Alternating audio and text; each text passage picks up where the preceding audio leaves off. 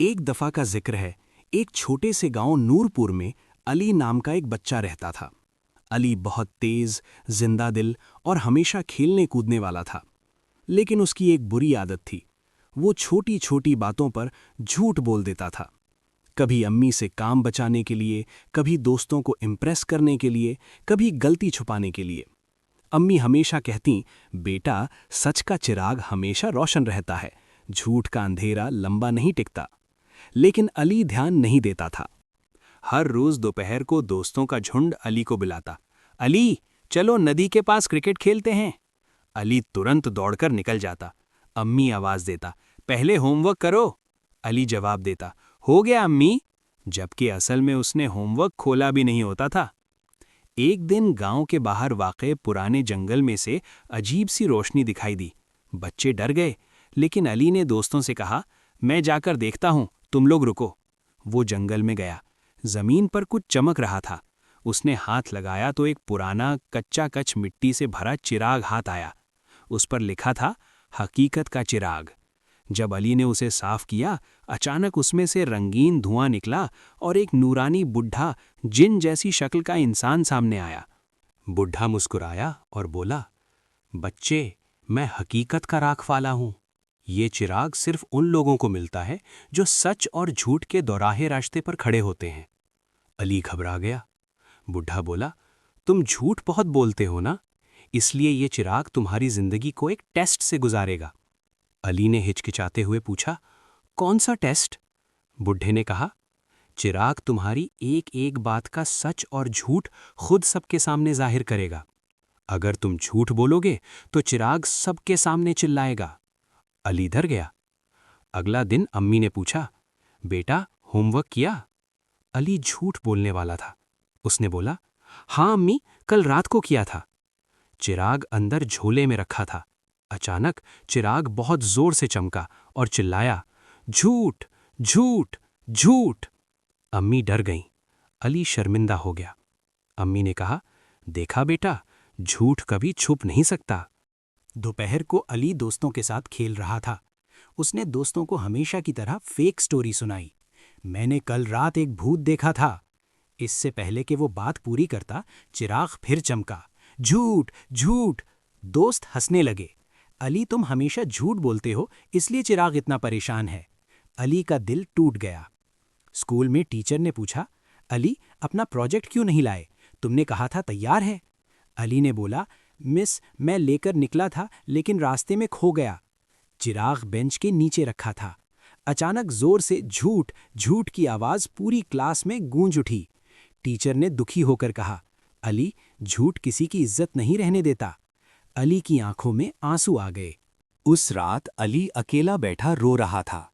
चिराग हल्का सा चमक रहा था, जैसे कह रहा हो, सच्चाई तुम्हें आजाद करेगी।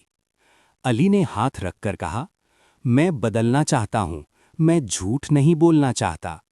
चिराग ने हल्का सा नूर छोड़ा, जैसे उसने अली की बात मान ली हो। सुबह अम्मी ने पूछा, होमवर्क किया? अली ने सीधा जवाब दिया, अम्मी, नहीं किया, कल गलती की, आज करता हूं। चिराग चुप था। कोई आवाज नहीं, कोई चमक नहीं, सब ठीक। अली को अजीब सुकून मिला। अली ने दोस्तों से कहा, कल वाली स्टोरी झूठ थी, माफ कर दो। दोस्त हैरान हो गए, फिर मुस्कुराए। चलो, कोई बात नहीं, तुम बदल रहे हो। चिराग अब हल्की सी गर्म रोशनी दे रहा था, जैसे खुशी मना रहा हो। एक दिन गांव के सरपंच के घर के पास जेवर का डब्बा हो गया। सब पर शक हुआ। किसी ने कहा, शायद अली ने लिया हो, वो तो शैतानी करता रहता है। अली संगत उदास हो गया। सब उस पर उंगली उठा रहे थे। चिराग उसके बैग में था। अली ने जोर से कहा, मैंने नहीं लिया। सब ने अली को घूर कर देखा। सबको लगा चिराग फिर चिल्लाएगा, लेकिन चिराग बिल्कुल चुप रहा, रोशन भी नहीं हुआ, ना जवाब दिया। सरपंच ने कहा, इसका मतलब अली सच बोल रहा है। दोबारा तलाश हुई और डब्बा गार्डनर के कमरे से मिल गया। गांव वालों ने अली से माफी मांगी। अम्मी ने उसे गले लगाकर कहा, बेटा, तुमने सबसे मुश्किल वक्त में सच बोला, यही तुम्हारी असली जीत है। रात को बुढ़ा फिर आया। उसने चिराग उठाया और बोला, बच्चे, तुमने सबक सीख लिया। अब तुम्हें इस चिराग की जरूरत नहीं। सच अब तुम्हारे दिल में रहता है। चिराग एक रोशनी बनकर आसमान में गुम हो गया। मोरल: सच बोलना हमेशा हिम्मत देता है और झूठ हमेशा डर दिलाता है।